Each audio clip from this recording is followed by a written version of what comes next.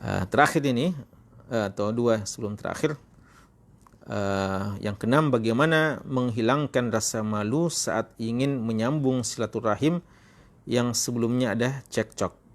Ya, hampir sama tadi.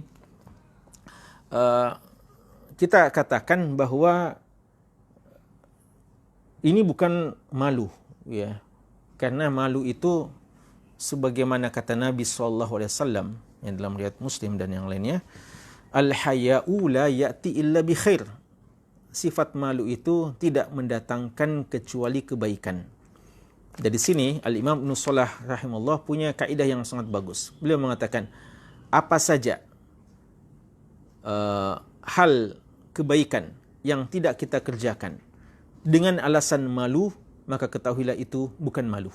Ya. Kalau ada sesuatu kebaikan yang kita tidak jadi kerjakan dengan alasan kita malu, ya, kadang itu jadi hujah kita, alasan kita bahwa malu, ya, maka itu sebenarnya adalah sifat minder atau sifat pengecut atau sifat-sifat yang lainnya, sifat-sifat tercela, sifat yang tidak terpuji, gengsi, ya, dan yang kita jadikan alasan bahwa dialah malu, padahal sebenarnya dia bukan malu.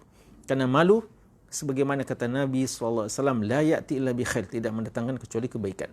Makanya ketika ada seorang yang menasihati saudaranya, ketika melihat saudaranya agak pemalu, ya, dalam hadis Abdullah bin Umar, lalu Nabi kita SAW mengatakan, da'hu, biarkan saudaramu itu memiliki sifat malu.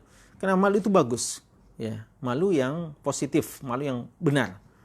Karena sifat malu itu adalah minal iman, bagian daripada iman, dan tidak datang kecuali dengan kebaikan. Adapun kalau seseorang justru meninggalkan kebaikan dengan alasan malu, maka ini pada hakikatnya bukan malu.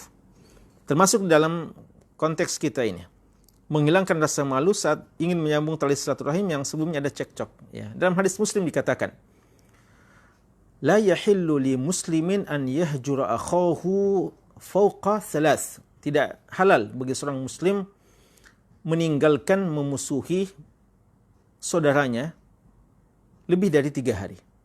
Masa toleransi mendiamkan saudara kita 3 hari.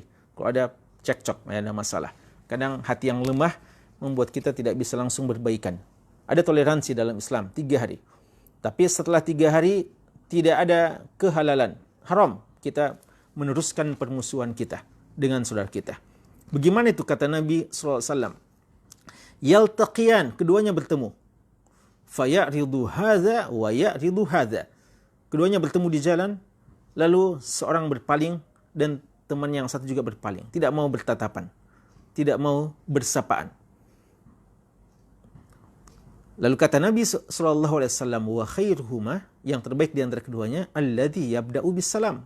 Yang lebih baik di antaranya adalah yang memulai mengucapkan salam. Berarti kalau kita mendengarkan hadis ini, kenapa kita tidak tertarik menjadi orang yang terbaik di sisi Allah dan Rasulnya? Bahwa kita menjadi orang yang terbaik ketika kita yang duluan menyapa saudara kita. Maka tidak ada kamus malu dalam masalah seperti ini. Ya, tidak ada alasan malu. Kita justru mau dengan jiwa besar kita, tidak malu untuk minta maaf. Walaupun mungkin bukan kita yang salah. Tidak malu untuk memulai persahabatan kita. Memulai menyambung tali silaturahim kita. Dan itu bukan tercelah. Karena kita justru diangkat di sisi Allah. Ya, walaupun kita mungkin berada dalam posisi yang lebih di atas, mungkin kita yang lebih tua, kita merasa kita yang patut dihormati, tapi ada seorang mungkin yang belum tahu bagaimana menghormat kepada orang yang lebih patut dihormati. Dengan jiwa besar kita duluan menyapa, maka ini insya Allah tidak mengapa. Bahkan man tawadhu'a lillah rafa'ahu Allah. Siapa yang tawadhu karena Allah, Allah akan mengangkat derajatnya. Sehingga ya, pertama kita katakan ini bukan malu yang terpuji. Yang kedua, caranya adalah kita ingin menjadi orang yang terbaik di sisi Allah, maka kita duluan, ya, kita mendahului saudara kita untuk berdamai dengannya dan menghilangkan permusuhan di antara kita.